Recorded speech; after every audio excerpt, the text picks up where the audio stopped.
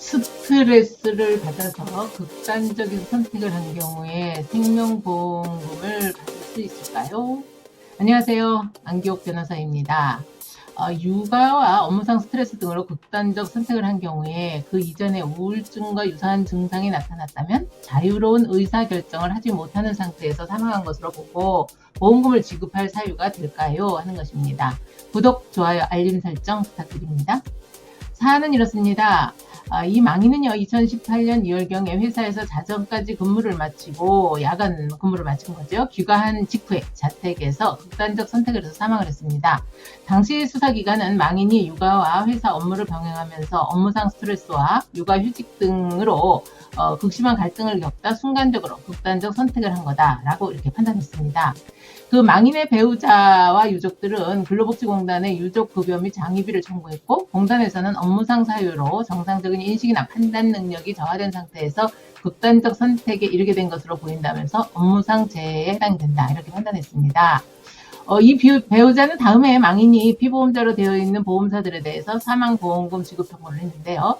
보험사들은 하나같이 망인이 심신상실로 인한 자유로운 의사결정을 할 수 없는 상태에서 극단적 선택을 했다고 보기 어렵다면서 보험금 지급을 거절한 겁니다. 이렇게 되니까 근데 이제 이 사건에서 보험계약 약관에는 피보험자가 고의로 자신을 해친 경우에는 보험금을 지급하지 않는다, 이런 내용이 이제 포함되어 있기 때문이었는데요. 다만 약관에서는 피보험자가 심신상실 등으로 자유로운 의사결정을 할 수 없는 상태에서 자신을 해친 경우에는 보험금을 지급할 수 있다는 이런 예외 조항이 있었죠. 근데 보험사들은 이 사건 망인의 경우는 이에 해당하지 않는다, 이렇게 판단을 한 것입니다.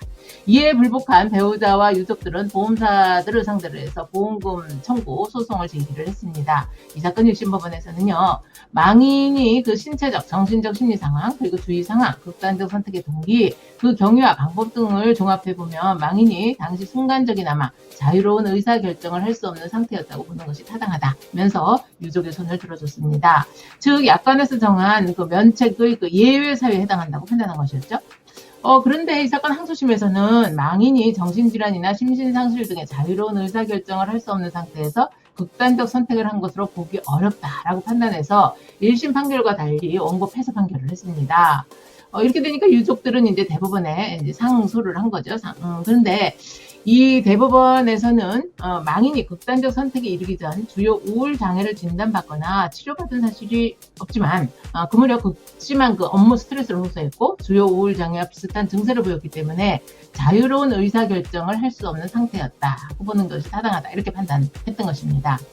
재판부는 망인이 사망할 무렵에 폭증한 그 업무량으로 인해서 연장 근무하는 일이 잦았고 상당한 업무 스트레스를 받았다면서 업무 가중으로 예정하고 있던 그 육아휴직을 연기하거나 철회하기도 했고, 직장 동료나 배우자에게 죽고 싶다는 말을 여러 차례 하는 등 심리적, 정신적 불안한 상태였다, 이렇게 보았습니다.